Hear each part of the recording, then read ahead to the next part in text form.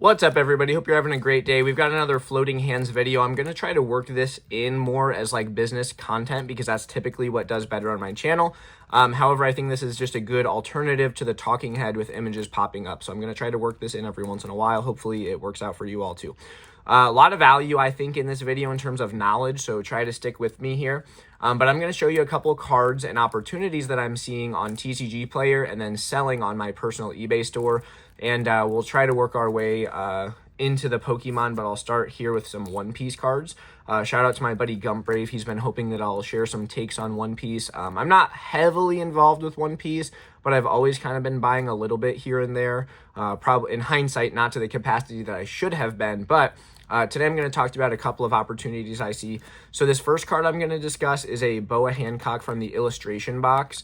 I started picking these cards up when they were like $28 to $30, and I don't know what they're selling for on TCG Player right now because I haven't actually bought any more copies. But I like this one a lot because a lot of copies that have come through my possession, I'm speaking anecdotally here, and again, I'm telling you that I have a lot of this card, so I'm not trying to like shill it, but I'm speaking about why this card was viewed by me as an opportunity. So the neat thing is, this card was available for like $30, let's say. I'm assuming it's still in that same ballpark. PSA 10s are selling for right now $250. There's a recent auction that sold of a PSA 10 in like the $400 range, but that seller might not always be doing things above board or whatever. I'll just leave it at that. So let's look at the $250 comp. That's a huge margin. When you're talking about $30 in the card, I'm submitting everything right now with PSA at value plus, so that's $45 a card. So you look at like 75 bucks I have all in on this card. Well, PSA 10s are selling at $250. So with that, if I were to get this card back in PSA 10 in my possession, that's a huge margin that I have on a card that has relatively high sell-through rate, right? I don't know what it is about this card particularly, but people seem to be liking it quite a bit. I'll leave that to your imagination. But the neat thing there is, too, PSA has buyback offers on PSA 10s. So what that means is I'd be getting a little bit less margin on my end in terms of like returns on the PSA 10 individually, but it's an instant liquidity opportunity in quantity. So, for example, I have 10 copies of this card, I believe, at PSA right now in assembly. If we assume, which is not always the safe or smart thing to do, but let's assume that they all get PSA 10. Well, I think PSA's buyback offer is something around like $150. That's an instant double up. Like, I have to do no work. I don't have to make the listings. I don't have to ship them off. No customer service on that. It's an instant double up on all the PSA 10s available of this card that I send off. Another thing, you're noticing that I'm holding this card and it's sealed. For the same price that I'm getting raw gradable copies, sometimes sellers will throw their cards to me still sealed, which I personally believe should be a different valuation from like a raw ungraded copy that's out of its seal. So whenever I get one back that's sealed, I just kind of like set it back. Another card that the same phenomena is happening with is this one.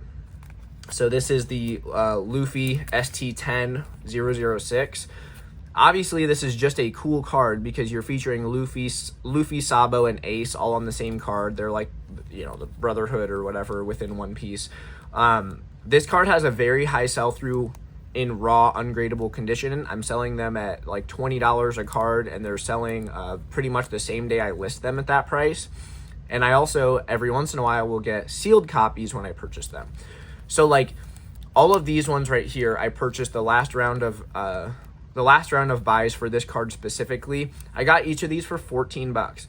So had they come raw and ungradable, so worst case scenario, I'm able to sell them for more than I purchased them for, and that's all just free feedbacks, good engagement on my eBay store because I'm selling items that sell quickly, which eBay prefers.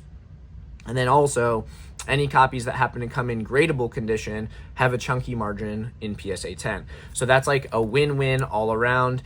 It's really nice when these show up sealed too because I have the sealed copies available on my store if they're sealed, but I don't think that I want to crack them and grade them. I'm just selling them for $34.99 on my eBay store, so a little bit more expensive than the raw unsealed copies go for. Now, I will say the sealed copies at that price of $34 or basically $35, they sell slower than the unsealed copies at $20, but they're still getting a lot of engagement, a lot of views, stuff like that. So again, all of that is like good low risk opportunity that maybe you can implement yourselves. And obviously the drawback is sometimes like this one, it came sealed, but it has like Scotch tape over the flap. So I'm going to see if I can get that off without ripping the seal. And if it does, worst case scenario, I know it'll sell today for 20 bucks. And again, after fees and shipping, it's not like I'm hitting a home run here, but if you watched my last video, not every play has to be a home run. As a matter of fact, I think Nostalgianomics, he had a recent live. This one was either with Retrospect or Catch 'em All Collectibles. But he made the point of like, back when he was getting started before going full time with like his streaming and stuff, he was doing a lot of like grading at volume, which is again the name of the game here. Like that's what I'm doing as well. And he talked about how a lot of it was just base hits, but at high volume, he's hitting base hits, and that's scoring a lot of runs in the long term. It doesn't have to be all home runs right off the rip. So, but I think that, again, when you get gradable copies of this card, that is a home run. And then when they show up sealed, I guess that would be something more like a double or a triple in terms of like how you're getting on base. A lot of baseball references here, sorry. But that's just kind of like how I was thinking about these cards in this situation. And then I'll show you one Pokemon card as well. Again, I'm not trying to like shill or hype up this card. Full transparency, I've bought a lot of copies of it. As you can see, these are just some non-gradables for my last round of purchases. But the last time I purchased this card, I picked up like somewhere around 40 copies or something like that. A mix of TCG Player and eBay. Obviously, some are OC like this, which was a TCG Player buy. Unfortunate, but I'm going after like listings that have high quantities so that I can just get as many copies in front of me as possible, because similar to what I just described with like the Boa card, for example, this one has no option of coming sealed because I'm not buying packs, and this was a pack pulled card. However, this is a card that will sell through. Like recently I had 3 copies in my eBay store in a multi-quantity listing, and I sold 3 copies that same day to 3 different people. So very high sell-through rate. Also cards that I have deep quantity of in my back stock like this. That means that I can continuously update that listing, which is boosting like engagement on my eBay store, thereby getting more traffic to my other listings that might otherwise sell slower. So again, even though I purchased this card, for example, for 28 bucks off of TCG Player, it came OC, so I'm not grading it.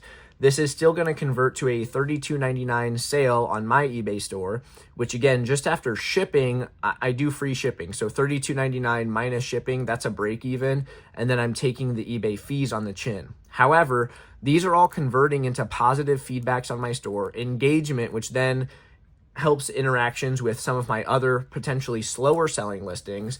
And then when we talk about like PSA buybacks, by example, when I was first beginning to purchase this card, PSA 10s were selling for somewhere between $150 and $160 with an instant PSA buyback at $140.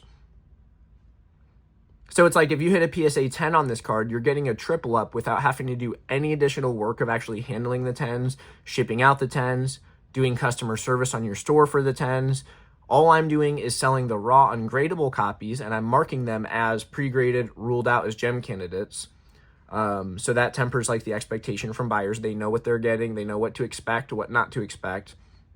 These are all benefiting growing my store, which will then convert into sales for less liquid items that I have that are potentially higher value that I'm in the black on from previous purchases, right? So all in all, what you should be shooting for here is looking for these win-win opportunities. And that comes from, one, having like a discerning eye for like identifying PSA buyback opportunities, high sell-through rate cards that are available in bulk quantities on multiple platforms. And so right now with this like big high liquidity moment in the basically TCG space at large, not exclusive to just Pokemon or whatever, these are 3 examples, but I'm buying cards like this constantly. Like it's not like a secret, and anyone can be finding these types of cards. And the reason I'm sharing these ones with you specifically on this video are just to illustrate like the types of opportunities that you might look into seizing for yourself as you're trying to grow your business. So not everything has to be like a $5 card that converts to a $200 PSA 10 or whatever. Like that's a home run. That's great, but they don't all have to be that way. even on cards like this, I'm not afraid of like taking a haircut for $1 or $2 on the non-gradable copies, because the gradable ones have such a humongous margin with such a low work requirement that it's worth pursuing. Like, it's just worth purchasing as many copies as possible, thereby getting as many gemmable copies as possible, and then getting a bunch of feedback and boosted engagement on my eBay store that will siphon off to like less liquid but higher margin cards. So this is just kind of like how the ecosystem of an eBay store can thrive. And these are also some opportunities that have like multifaceted potential benefits. They could show up either sealed or not sealed. They could show up gradable or not gradable. But all of these situations, regardless of how they arrive to me, they all have their own unique potential benefits. And so it's just it's just like a matter of you making sure that you're doing the work to secure those opportunities in a way that's beneficial. These cards would do nothing for me if I didn't actually get them listed as quickly as I could. These cards are doing nothing for me if I don't get them sent off to PSA as quickly as possible or listed sealed as quickly as possible. So with that all tied up is actually doing the work required, but there's also just the observation and making the decision making behind seeing why I targeted these cards specifically. So again, I'm not advocating that you buy these particular cards. I'm not saying that these cards are undervalued or overvalued. I'm saying they're valued at what they are. They're valued at what they're selling for. And even though some I might not be exactly making a ton of money on in like the non-gradable, but guess what, guys? That's the deal. Like, you shouldn't really be making a ton of money on non-gradables anyways. You know, the collection I showed off yesterday, all those cards I purchased at like 80 or 85%. So it's like, even on the non-gradables, I'll make money on those. And that makes me not so afraid to take a haircut on cards like these, because I have like, you know, I'm spending a lot of money every month on churning out cards. And so my losses here will become my losses like in one area. I'm not saying these cards specifically, I'll do fine on them, but like my losses in one area are covered by my gains in other areas. And it's just about like, with that said, you don't have to have like a 100% batting average. You have to have just something above 50%. And that's actually not that difficult to do, particularly when you're spending a ton of money. Like if you're spending, you know, 5 or 6 figures, I'd imagine, per month on Pokemon cards, and you're hitting a 60% win rate, that's going to convert to your business growing a lot. And whether you decide to like sell off everything and reap those benefits in terms of actual dollars, or you just carry that in inventory value, or however you decide to approach that. Me personally, I like to sell through everything as quickly as possible so that my bankroll is always growing, and then I can spend more money on more cards at that, like, you know, shooting for like a 60% or higher win rate. That's what's going to allow your store to grow and be sustainable over time, regardless of the market conditions that we see. Because opportunities like this will be available whether the market is booming or not booming. Like whether you're stagnant or booming, there's always opportunities that you can utilize. You just have to make sure that you have the infrastructure to handle seizing them, and the work ethic to make sure that you're actually getting those realized gains when they're available to you. So I hope this video is helpful. Hopefully you guys are out there looking for similar situations on cards, or maybe the way that I've illustrated, like the PSA buyback opportunities on cards like these, might be an eye-opener for you, and maybe you can use that to make decisions on future specs that you're after as well. So with that said, thank you all for watching, and I hope to see you on the next one.